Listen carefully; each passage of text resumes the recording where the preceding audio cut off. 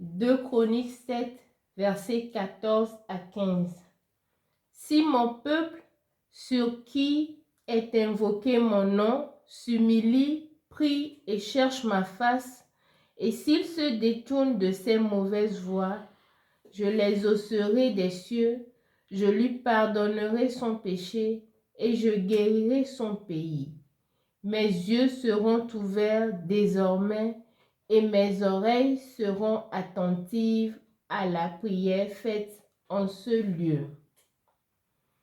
Nyede nyigololo si di odimdola, dinyepe odinyepe malongo tegbe, aleke alesike nano namala, nyemanglo bekbo gbere o, nyato bekbe mama wo tosinu.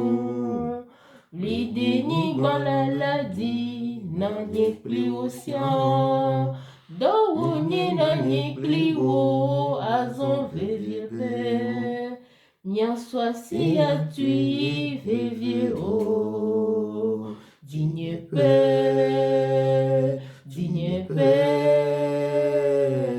tepe afisi o dimdola. Aleke alesike nano namala, nyemanglo bekbo gbere wo, dinyepe,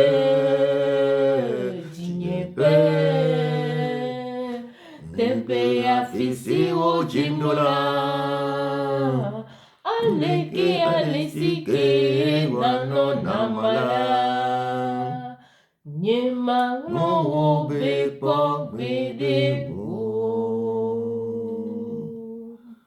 Bien-aimés dans le Seigneur, peuple de Dieu, que les yeux de l'Éternel des armées, celui qui est notre secours, soient ouverts désormais sur nous et que ses oreilles soient attentives à la prière que nous lui faisons au Togo.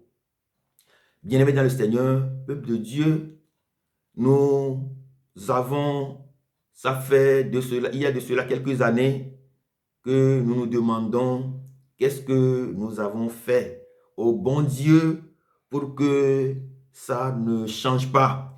Qu'est-ce que nous avons fait au bon Dieu pour que les choses n'avancent pas comme nous le souhaitons?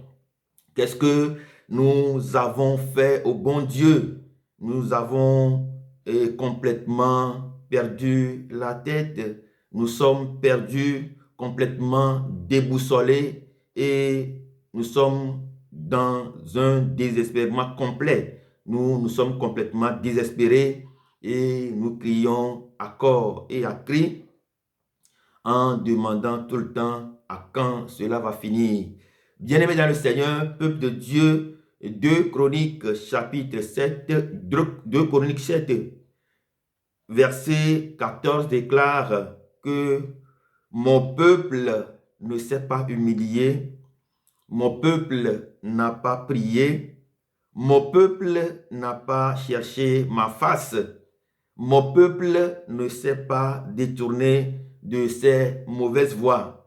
Voilà donc ce que nous avons fait pour que les choses n'avancent pas. Voilà ce que nous avons fait.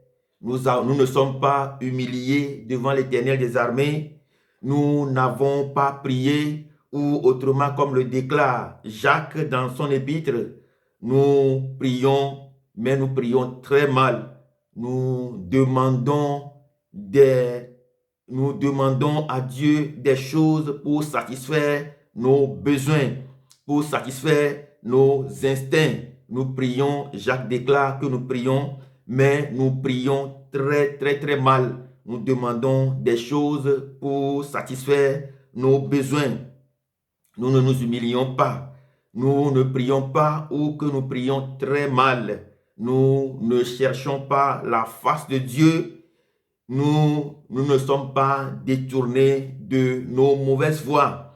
Et la Bible déclare dans le livre de Job, chapitre 21, verset 14, que nous avons dit que nous n'avons pas besoin de Dieu. Nous avons demandé à Dieu, retire-toi de nous. Nous ne voulons pas connaître tes voies. Et nous avons dit, qu'est-ce que le Tout-Puissant pour que nous le servions? Que gagnerons-nous à lui adresser nos prières? Quoi donc ne sont-ils pas de l'oppression, en possession du bonheur, loin de moi le conseil des méchants? Mais la Bible déclare toujours dans le livre de Job 21, 17, il arrive souvent que nos lampes s'éteignent si nous ne prions pas, nous ne nous humilions pas, nous ne nous détournons pas de nos mauvaises voies et nous ne cherchons pas la face de Dieu. Eh bien, nous manquons du conseil de Dieu, nous manquons de la misère, nous manquons de la lumière de Dieu, nous manquons de la lumière. Verset 17 du Job, chapitre 21 déclare, mais il arrive souvent que leurs lampes s'éteignent. Bien-aimés dans le Seigneur, peuple de Dieu, nos lampes sont éteintes. Nos lampes sont complètement éteintes. Nous sommes devenus comme les saintes vierges folles de l'évangile. Nos lampes sont éteintes. Nous avons repoussé le conseil de Dieu et la Bible déclare toujours dans Job 21, 17 que la misère fonde sur eux. La misère a fondé sur nous et nous sommes complètement dans un désemparement total. Bien-aimés dans le Seigneur, peuple de Dieu, voilà ce que nous avons fait. Et la Bible déclare que si nous repoussons le conseil de Dieu, si nous repoussons la main de Dieu, si nous ne cherchons pas la face de Dieu, nous ne nous humilions pas, nous ne prions pas Dieu ou que nous prions très mal ou que nous ne nous détournions pas de nos mauvaises voies, eh bien, nous manquons de la lumière de Dieu, nous faisons face à une misère totale et nous avons donc, faisant cela, ouvert la voie à l'ennemi pour qu'il puisse venir régner sur nous. C'est ce qui se passe actuellement sur notre territoire. L'ennemi règne sur nous et dans le livre de Jean, chapitre 10, verset 10, la Bible déclare que le voleur ne vient que pour tuer, piller et détruire. Bien-aimés dans le Seigneur, peuple de Dieu, à chaque fois que nous sommes en face de la misère qui ne dit pas son nom, ça veut dire qu'il y a un ennemi qui est là, qui ne fait que piller nos joies de vivre. L'ennemi est là pour piller notre bonheur. L'ennemi est là pour piller la paix dans nos maisons, la paix dans nos quartiers, la paix dans nos villes, la paix sur nos chemins. L'ennemi est là pour soutirer l'énergie dans notre destinée. Bien-aimés dans le Seigneur, peuple de Dieu, voilà ce que nous avons fait. Nous n'avons pas cherché la face de Dieu. Nous ne sommes pas humiliés devant l'Éternel. Nous n'avons pas prié où il y a de cela pendant des années. Nous avons prié très mal parce que nous faisons des prières uniquement que pour satisfaire nos instincts. Et nous avons, en faisant cela, ouvert la voie à l'ennemi qui est venu non seulement régner sur nous, mais venu voler nos propres joies, nos destinées, venu piller et voler ce que nous avons de plus précieux, même le territoire sur lequel nous habitons. Mais, bien-aimés dans le Seigneur, peuple de Dieu, comment s'y prendre pour sortir d'affaires? Comment, la question est que nous posons aujourd'hui, comment sauver un peuple qui est hors du champ de vision de l'Éternel des armées? Comment finalement sauver un peuple qui est à l'écart du conseil de Dieu, à l'écart de la lumière de Dieu, à l'écart de la présence de Dieu? C'est ce que nous allons voir dans cette deuxième partie.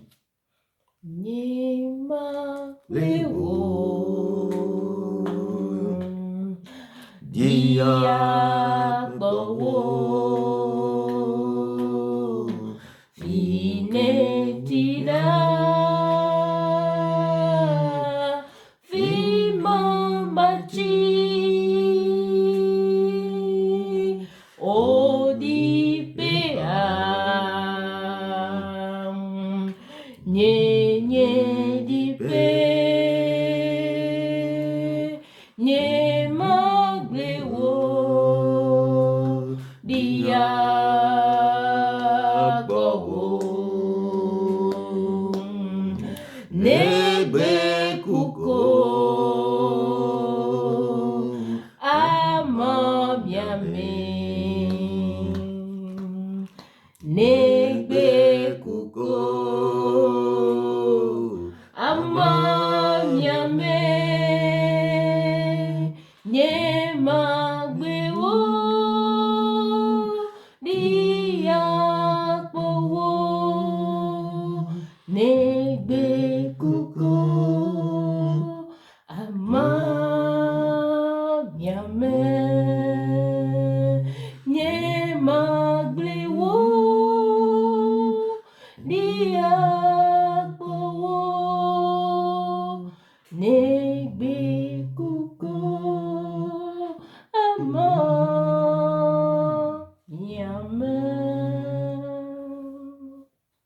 Bien-aimés dans le Seigneur, peuple de Dieu, comment sauver un peuple qui est hors du champ de vision de Dieu? Comment sauver notre pays, le Togo, qui est hors du conseil de Dieu, hors de la lumière de Dieu, sur qui est fondée une misère qui ne dit pas son nom?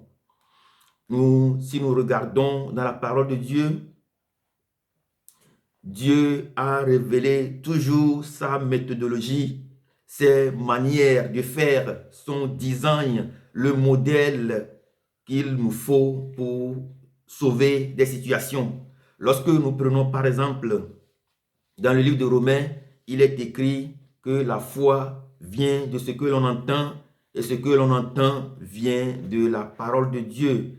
Eh bien, ça veut dire simplement que celui qui n'a pas la foi et pour celui qui n'a pas la foi et qui demande à Dieu d'en avoir, eh bien, Dieu lui demande simplement que la foi vient de ce que l'on entend et ce que l'on entend vient de la parole de Dieu. Ça veut dire simplement pour celui qui n'a pas la foi, eh bien, il faut qu'il commence désormais par regarder dans les Écritures.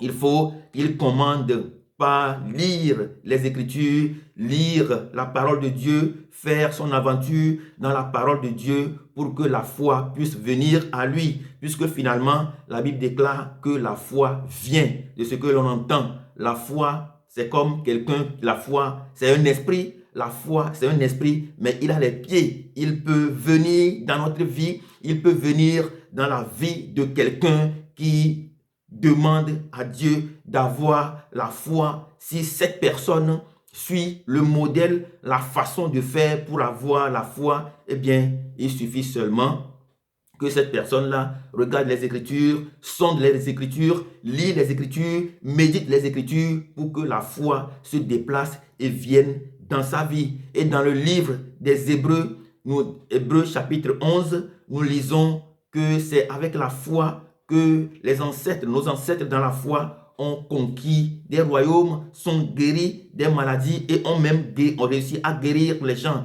Avec la foi, ils ont accompli de grandes choses, ils ont accompli des signes, des miracles, des prodiges.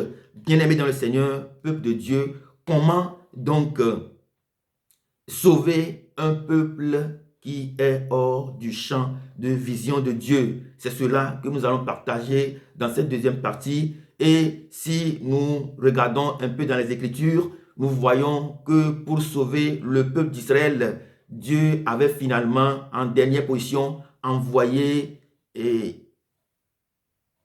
Jean-Baptiste. Dieu avait envoyé Jean-Baptiste. Il est la voix de celui qui crie dans le désert. Il criait: convertissez-vous, aplanissez la voie de l'Éternel, changez vos cœurs. Il est même arrivé qu'un certain nombre de personnes sont allées le voir pour lui demander, pour lui dire qu'ils veulent aussi se reconvertir. Et Jean-Baptiste leur a déclaré: espèce de vipère, est-ce que vous êtes reconvertis ou bien vous le dites seulement sur vos lèvres? Bien-aimés dans le Seigneur, peuple de Dieu, Dieu a envoyé des milliers de gens, des milliers de prophètes, des milliers d'évangélistes pour dire à son peuple ce qu'il faut faire pour sortir d'affaires, pour faire revenir le conseil de Dieu, pour faire revenir la lumière de Dieu, pour faire revenir la puissance de Dieu, pour faire revenir sa main dans son peuple. Et Dieu n'a pas qu'envoyé Jean-Baptiste dans les temps anciens. Dieu avait envoyé des prophètes comme Isaïe. Il dit, va dire à mon peuple qu'il a péché, qu'il doit changer de comportement, qu'il doit me revenir totalement, qu'ils ont péché, que leurs parents, leurs ancêtres aussi avaient péché. Dieu avait envoyé Ézéchiel et Dieu lui avait, dans un premier temps, fait des révélations comme il en a fait à Isaïe. Dieu, pour pouvoir envoyer quelqu'un, il le rencontre d'abord et il se manifeste à cette personne-là. C'est de cette manière-là que Dieu a toujours envoyé et ceux qui sont dans l'Ancien comme dans le Nouveau Testament afin de pouvoir faire revenir le cœur de son peuple à lui, Dieu. Bien-aimés dans le Seigneur, peuple de Dieu, comment donc faire donc pour que notre peuple soit sauvé? Dans un premier temps, il faut réellement que le peuple de Dieu au Togo soit résolument engagé, qu'il soit impliqué. La Bible déclare dans le livre des Romains, chapitre 8, versets 19 à 21, que le monde tout entier attend la révélation des fils de Dieu. Bien-aimés dans le Seigneur, peuple de Dieu, le monde attend la révélation des fils de Dieu au Togo. Si une situation est en décadence, si un pays, un territoire est en décadence, les seules personnes, le peuple le peuple qui doit être inculpé, le peuple qui doit être attaqué, c'est le peuple de Dieu, parce que la Bible déclare dans le livre des Philippiens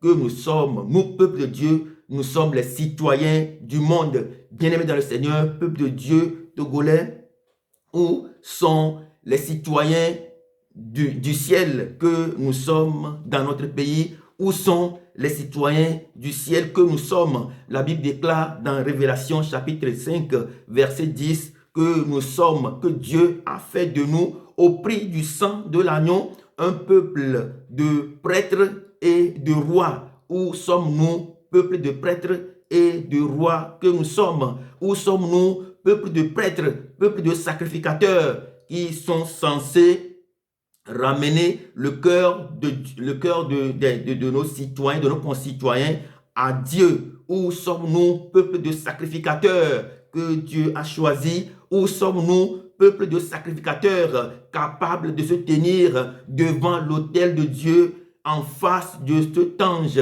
qui, selon la révélation de Jean dans le livre de l'Apocalypse, cet ange qui se tient avec un encensoir à la main en offrant des parfums à Dieu le Père? Où sommes-nous, peuple de sacrificateurs que Dieu a appelé pour leur demander, que Dieu a choisi pour que nous puissions veiller et prier pour ne pas entrer en tentation? Où sommes-nous, peuple de Dieu? Où sommes-nous, peuple de sacrificateurs? Nous nous rappelons encore lorsque Jésus est allé dans le jardin de Gethsémani, la Bible déclare, il a fait quelques pas, il s'est mis à genoux face contre terre, il a crié vers le Père, Père, que cette coupe s'éloigne de moi, non pas ma volonté, pendant 3 bonnes heures. Bien-aimé dans le Seigneur, peuple de Dieu, mais à chaque heure, il devrait revenir, Jésus-Christ devait revenir vers les apôtres, les premiers sacrificateurs, ces sacrificateurs du Nouveau Testament,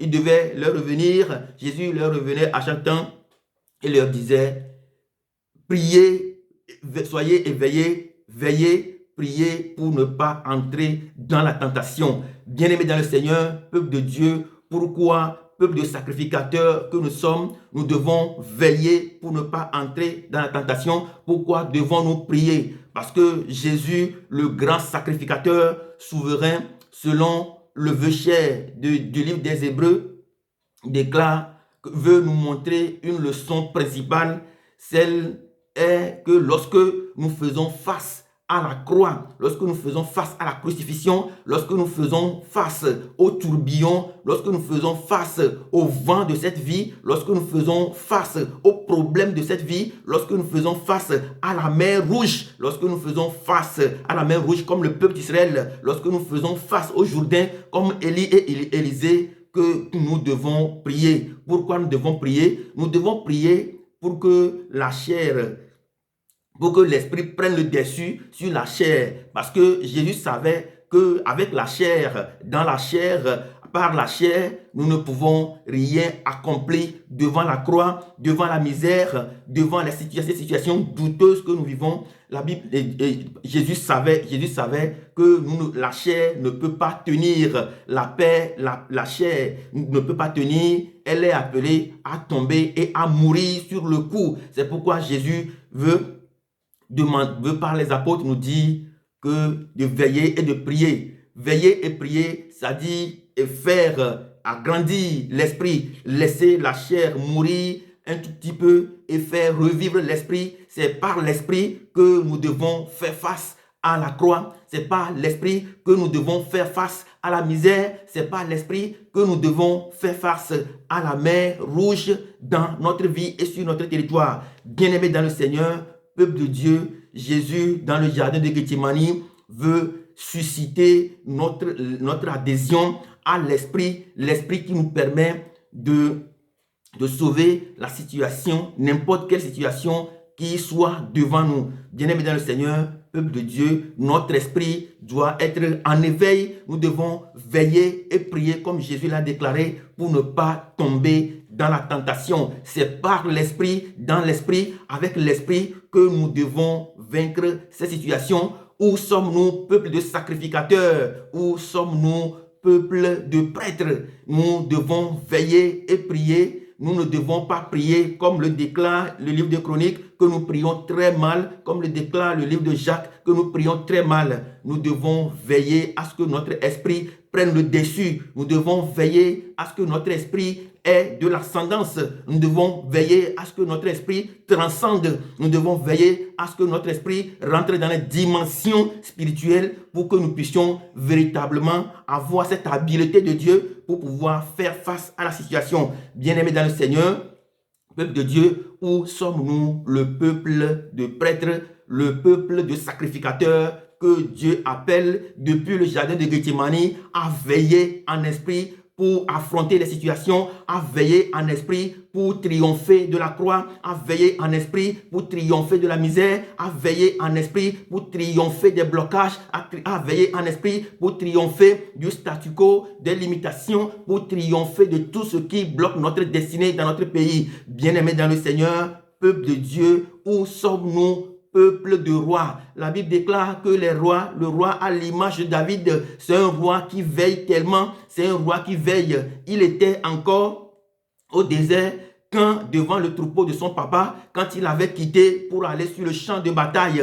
Bien-aimé dans le Seigneur, peuple de Dieu, peuple de roi que nous sommes. Où sommes-nous actuellement? Est-ce que nous sommes encore au désert? Est-ce que nous attendons encore au désert? Est-ce que nous sommes encore avec les bêtes au désert? Ou bien est-ce que nous avons pris l'envol? Ou bien est-ce que nous sommes déjà en déplacement? Ou bien est-ce que déjà nous avons pris conscience que c'est en esprit, par l'esprit, avec l'esprit que nous allons arriver jusqu'au bout? Est-ce que nous savons qu'en esprit, pourquoi c'est en esprit que nous devons vaincre la situation que nous vivons? Pourquoi c'est en esprit que nous devons manifester la révélation des fils de Dieu? Parce que justement, c'est en esprit que tout se passe. Paul déclare dans le livre des Éphésiens, chapitre 6, verset 12, il déclare ceci, que ce ne sont pas aux hommes que nous sommes confrontés, ce ne sont pas aux hommes que nous sommes confrontés, mais aux esprits de ce monde, que nous sommes confrontés aux dominations de ce monde, nous sommes confrontés aux principautés, nous sommes confrontés aux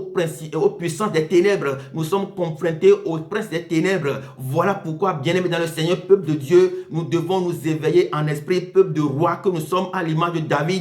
Nous devons être en éveil, nous devons prier sans cesse, sans relâche, nous devons véritablement grandir en esprit, grandir. Nous devons avoir cette maturité spirituelle afin de pouvoir arriver à résoudre cette situation que Paul nous apprend.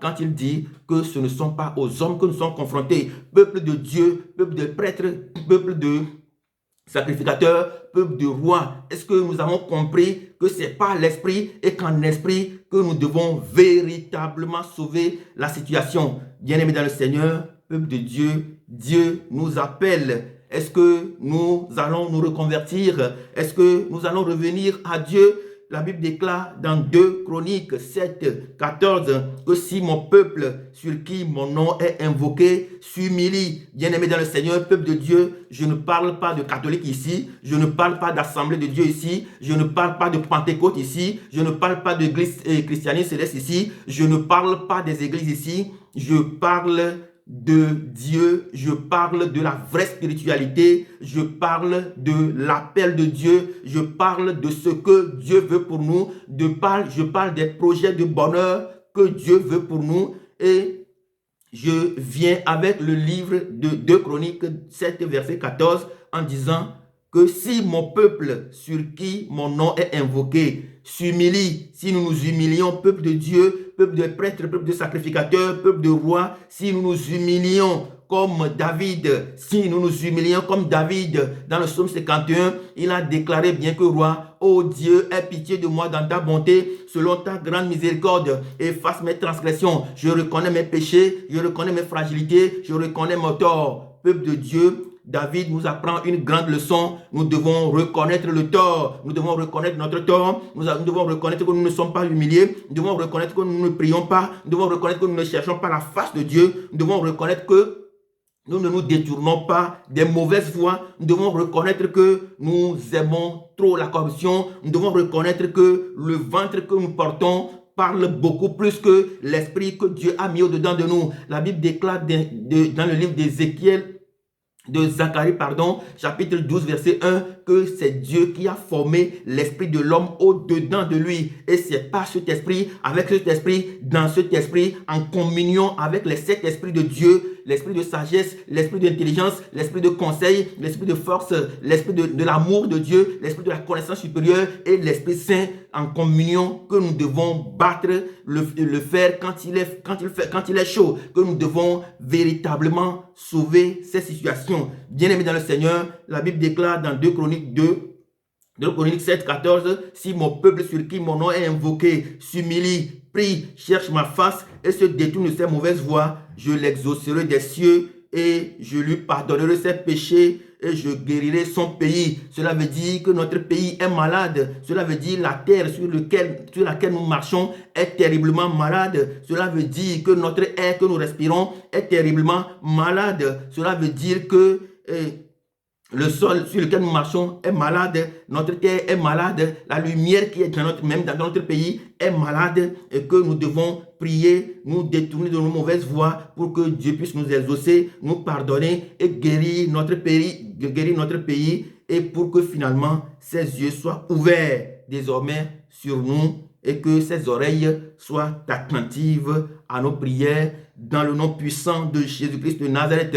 Sommes-nous prêts à finalement livrer cette bataille spirituelle? Sommes-nous prêts à laisser mourir petit à petit la chair, à grandir spirituellement, à rentrer dans les dimensions spirituelles et à faire face à cet esprit-là qui est le cancer de notre pays? Est-ce que nous sommes prêts à aller dans les dimensions spirituelles pour faire face résolument à cet esprit qui ne fait que détruire à petit feu, qui ne fait que détruire notre génération et qui attend uniquement que la destruction de la génération à venir? Sommes-nous prêts? Sommes-nous capables? Nous ne parlons pas de la peur ici. La Bible déclare que celui qui a l'esprit de Dieu n'a plus l'esprit de peur. L'esprit de peur va échapper à chaque fois que nous avons l'esprit de Dieu, à chaque fois que nous avons le feu de Dieu, à chaque fois que nous avons la puissance de Dieu. La Bible déclare dans le Romains 8, versets 19 à 21, que le monde attend la révélation des fils de Dieu. Le monde attend la révélation des fils de Dieu au Togo. Mais bien aimés dans le Seigneur, peuple de Dieu, la révélation que le monde attend de nous, c'est cette révélation que Dieu nous donne pour que nous puissions délivrer notre pays. Quelle est cette révélation que Dieu nous a donnée pour délivrer notre pays? Quand il a appelé Ézéchiel, il lui a donné une révélation sur ce pays, un secret qui concerne le pays. Bien-aimé dans le Seigneur, peuple de Dieu, c'est de cela que je veux parler ici. Quel est le secret? Quelle est la révélation? Qu'est-ce qui est caché dans la sagesse de Dieu et que Dieu vous a révélé? Dieu nous a révélé pour sauver notre pays. Bien-aimé dans le Seigneur, peuple de Dieu, je ne suis pas venu ici pour partager avec vous la révélation que Dieu m'a faite suivant ce qui se passe, ce que nous devons faire réellement pour sauver notre pays. Et je ne suis pas non plus prêt pour prier. Je ne suis pas non plus prêt à prier avec quelqu'un, ni un bébé spirituel, ni avec qui que ce soit pour sauver la situation que nous traversons au Togo. Elle est d'abord spirituelle avant d'être matérielle et physique. Bien-aimé dans le Seigneur, peuple de Dieu, quelle est la révélation que Dieu vous a faite? Quelle est cette révélation que Dieu t'a faite sur le Togo? Personne ne peut intervenir dans cette situation si Dieu ne l'a pas fait une révélation. Nous ne pouvons pas prier en l'air pour dire que nous voulons sauver une situation au Togo. Pour sauver une situation, il faut être comme un médecin. Il faut voir le mal. Il faut savoir où se situe concrètement le mal. Il faut faire comme un médecin. Il faut consulter d'abord. Il faut voir où est le mal. Il faut diagnostiquer le mal. Il faut connaître le mal pour pouvoir finalement savoir quel médicament, quelle prescription, quelle ordonnance faire pour sauver le pays. Quelle révélation Dieu nous a faite. Quel diagnostic avons-nous fait du mal qui gangrène notre pays et comment donc procéder pour sauver la situation. Bien-aimés dans le Seigneur, peuple de Dieu, il y a des révélations que je ne voudrais pas partager avec vous ici, mais je sais que chacun de nous sait garder le secret. Eh bien, moi aussi, je sais garder le secret. Et prions sans cesse et faisons grandir l'esprit. Faisons comme les apôtres dans le jardin de Gethsémani. Commençons par veiller spirituellement. Commençons par demander quel est le chemin de cette délivrance. Commençons véritablement par laisser mourir la chair. Commençons par prier. Commençons par nous humilier. Cherchons la face de Dieu. Détournons de nos mauvaises voies pour que l'Éternel puisse nous revenir dans le nom puissant de Jésus-Christ.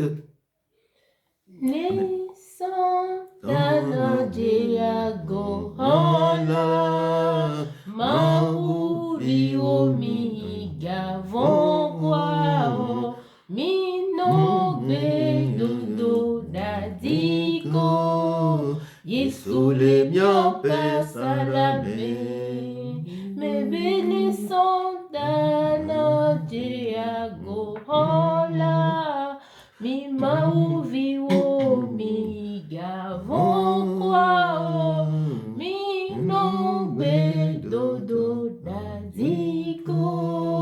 Yesule miope salame, mi do bera. Yesole miope sarame, Mi dubira, Yesole miope sarame, mi dubira, Yesole miope sarame.